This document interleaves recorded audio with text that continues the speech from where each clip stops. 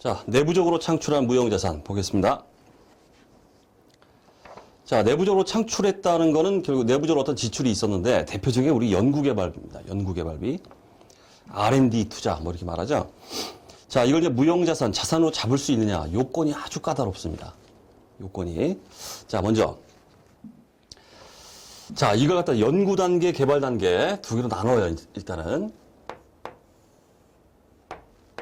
연구 단계 활동,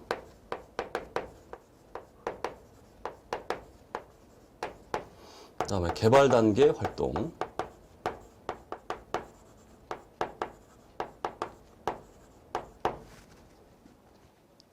자, 연구 단계가 뭐고 개발 단계 활동이 뭐고 이거는 딱 밑에 이제 규정돼 있어요. 연구 활동이 뭐고 개발 활동이 뭐고. 자, 거기에 해당된다. 딱 봤더니 연구 단계예요.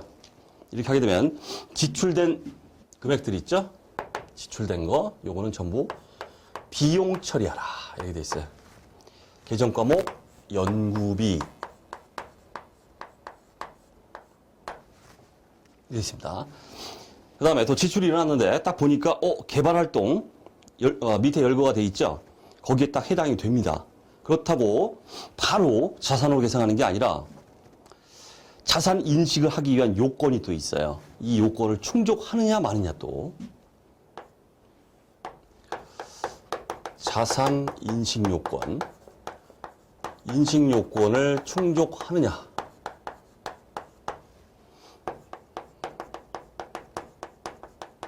자산 인식 요건을 충족하지 못하느냐. 자, 이거에 따라서 개발 단계 활동에 일단 해당이 되고 일정 자산 인식 요건 밑에 이제 나옵니다. 거기에 해당이 된다 하게 되면 무형자산, 자산 처리가 들어가요. 개정 과목은 개발비. 회사 내부적으로 개발비 자산으로 계산하기가 상당히 까다롭겠죠. 개발 단계에 해당돼야 되고 엄격한 이 자산 인식 요건이 있습니다. 여기에 또 해당이 돼야만 충족을 시켜야만 이제 자산으로 된다 이런 얘기고. 자, 개발 단계 활동에 해당되더라도 일정 자산 인식 요건을 충족하지 못한다 하게 되면 그냥 비용이에요.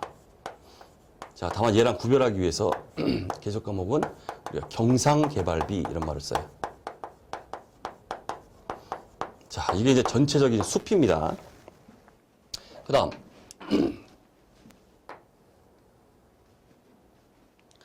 자, 지출이 있는데 연구 단계 활동, 개발 단계 활동 쭉 있죠. 이거 어디에 속하는지가 불분명해요. 이게 연구 단계 활동인지 개발 단계 활동인지 구분할 수가 없습니다. 구분 불가시.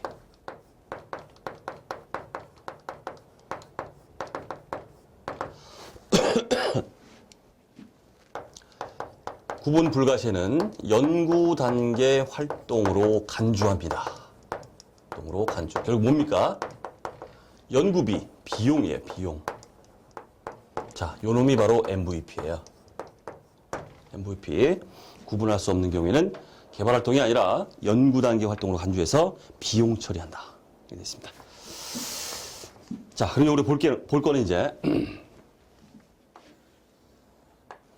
연구 단계 활동에는 어떤 게 있습니까? 개발 단계 활동에는 어떤 놈들이 있습니까? 자산 인식 요건이라는 게 도대체 뭡니까? 이게 남았죠? 자, 그 얘기를 좀 보자 이런 얘기예요. 자, 먼저 연구 활동 쭉 새로운 지식을 얻고자 하는 활동 쭉쭉 나오고 있죠. 제끼시고 개발 활동 먼저 볼게요. 자, 개발 활동 요거 MVP입니다. MVP. 자, 어쩔 수 없이 여기 이제 시험에 출제가 되는데 엄청나게 출제가 되는데 키워드 중심으로 말씀을 드릴게요. 그래서 키워드가 보였다. 그러면 뭐다? 개발 활동. 이게 없다. 그러면 나머지는 다 뭐다? 그냥 연구 활동 이렇게 보시면 돼요. 무슨 얘기인지 아시겠죠?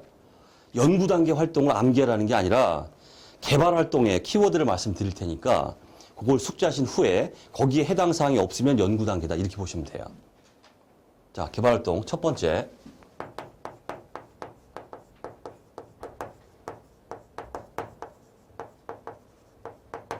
자, 키워드로 갑니다. MVP. 엄청나게 나와요.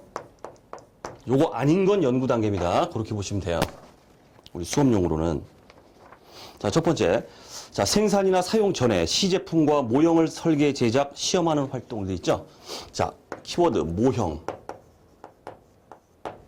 두 번째. 새로운 기술입니다. 새로운 지식이 아니에요. 새로운 지식은 위에 보시면은 연구 활동이 돼 있어요. 새로운 지식.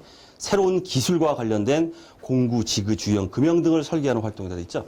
새로운 기술. 키워드 새로운 기술. 다음 세 번째. 상업적 생산 목적으로 실현 가능한 경제적 규모가 아닌 시험 공장을 설계, 건설, 가동하는 활동이다. 비상업적 시험 공장.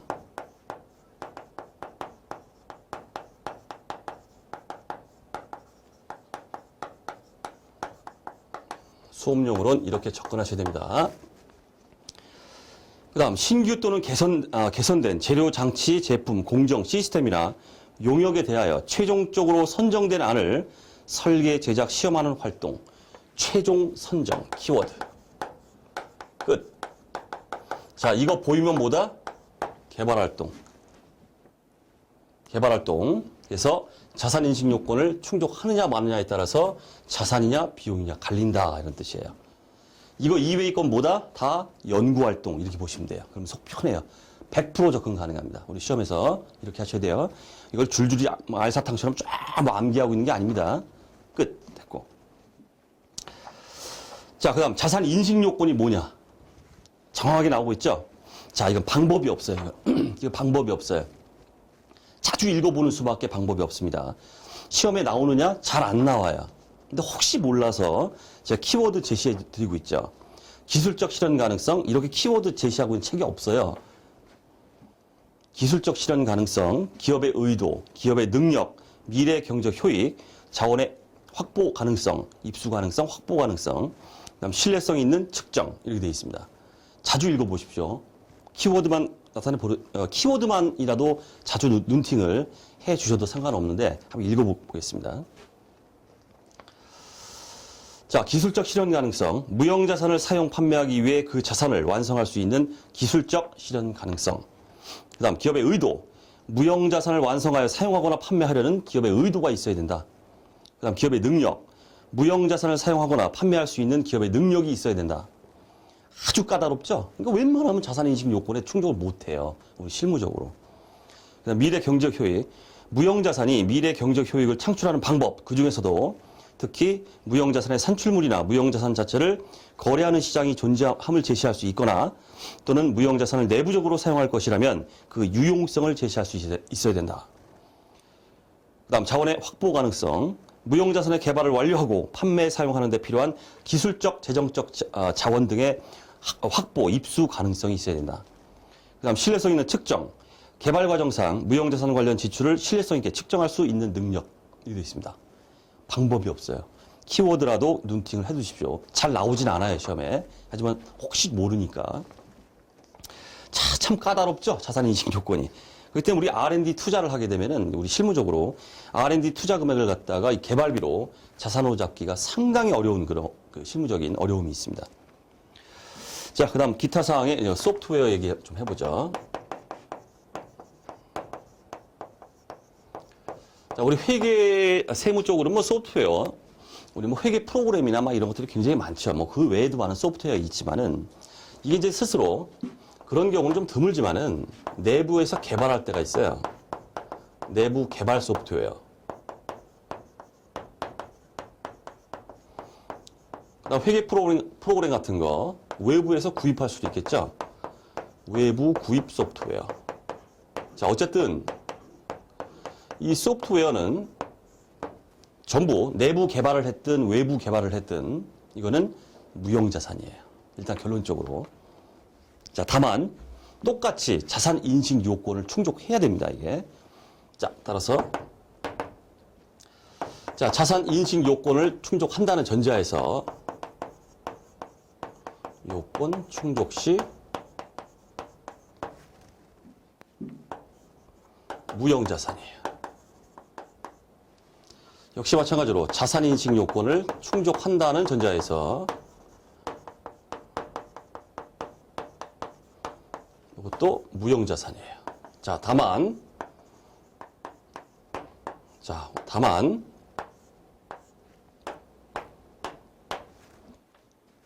계정 과목이 달라요. 자, 내부에서 개발한 거는 그야말로 내부적 창출 무형자산이죠. 그러니까 이쪽으로 가요. 개발비 쪽입니다. 개발비. 자, 하지만 외부에서 구입했다. 돈 주고 사왔다. 이럴 경우에는 이게 소프트웨어 이렇게 돼요. 자, 어쨌든 계정 과목만 다르지 전부 이 소프트웨어는 무형자산으로 인식을 한다. 이런 얘기입니다. 자, 그 다음 산업재산권. 자, 참고로 이제 우리 산업재산권 그러면은 뭐 여러 가지가 있는데 뭐 특허권,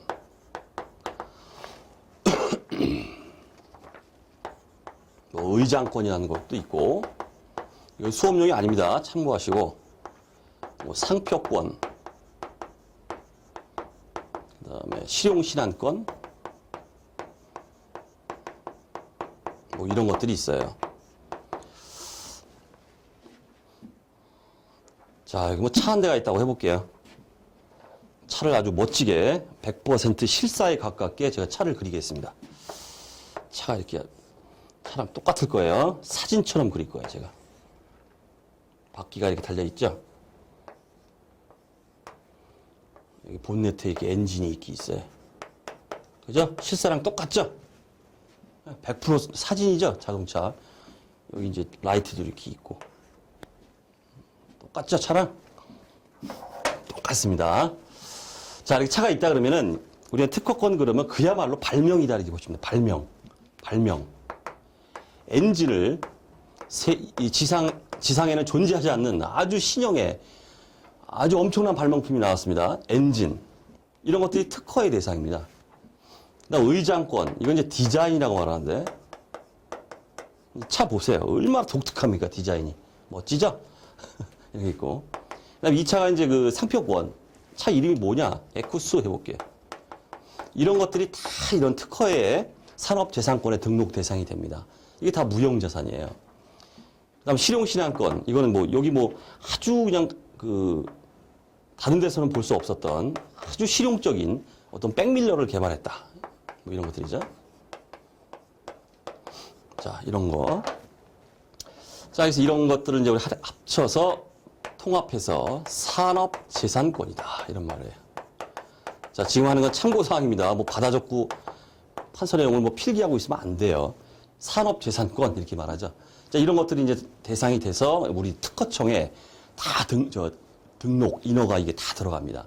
그래서 관련된 이런 것들을 갖다가 도와주고 특허를 내주고 이런 사람들을 우리가 변리사라고 해요. 변리사 시험이 엄청나게 어렵습니다. 변리사도 엄청 어려운 시험이에요. 근데 그런 게 있습니다. 근데 이 산업재산권에 대해서 우리가 볼 거는 뭐냐면은, 볼 거는 이거예요.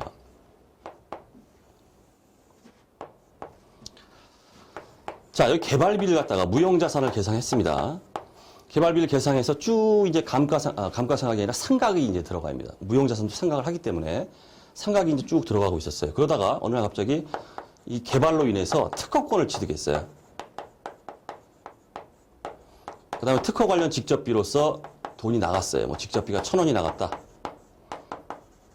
이 개발비는 500 계상돼 있다. 자, 이렇게 보면 이 개발비 잡힌 이 연구개발로 인해서 결국은 특허권을 취득한 거예요. 자, 그러면 문제가 되는 건 뭐냐면, 얘는 이제 상각을 쭉 해오고 있습니다. 상각이라는 걸 자산자표가 해오고 있는데, 미상각 잔액. 예를 들어 미상각 잔액이 500이었다가 지금 현재 뭐 한 100이 상각돼서 400이라고 해볼게요. 그럼 이 400과 1400을 합쳐서 하나로 다시 무형자산으로서 상각이 들어가야 되느냐? 아니면 가던 길 가야 되느냐? 얘 상각이 쭉 됐었죠? 상각을 계속 해나가요. 어떻게? 개발비로. 감가상각. 개발비에 대한 감가상각을 쭉 해나가고, 또 특허권 취득했죠? 그럼 얘에 대한 또 감가상각입니다. 앞으로 쭉 또 감가상각을 해나갑니다. 이게 무슨 얘기예요? 얘로 인해서 특허권을 취득했다 하더라도 이 상황은 어떤 상황이에요? 각자 놀겠다 이런 얘기죠. 그리고 앞서 말씀드린 거는 얘로 인해서 취득을 했기 때문에 미상각잔액, 개발비의 미상각잔액과 특허권 취득 시의 비용이죠. 두 개를 합쳐서 뭉뚱그려서 감가상각이 들어가야 되느냐, 상각이 들어가야 되느냐, 이런 문제가 있습니다. 지금 이게 맞아요. 자, 그 얘기가 지금 우리 교재 산업재산권 얘기에서 개발비를 상각하던 중에 산업재산권을 취득했어요. 특허를 받아가지고. 이 경우에는 미상각 개발비를 특허권으로 대체하지 마라. 여기 합쳐서 가지 마라. 어떻게 해라? 즉 각각 상각한다. 이렇게 돼 있죠? 가던 길 가라. 이런 얘기예요. 앞으로. 각각. 됐죠? 요거 좀 우리 시험에 나오기 때문에 좀 주의를 해주시면 되겠습니다. 자, 그 정도 보시면 이번 시간 내부적으로 창출한 무형자산 자 됐습니다. 자, 여기까지 하도록 하겠습니다.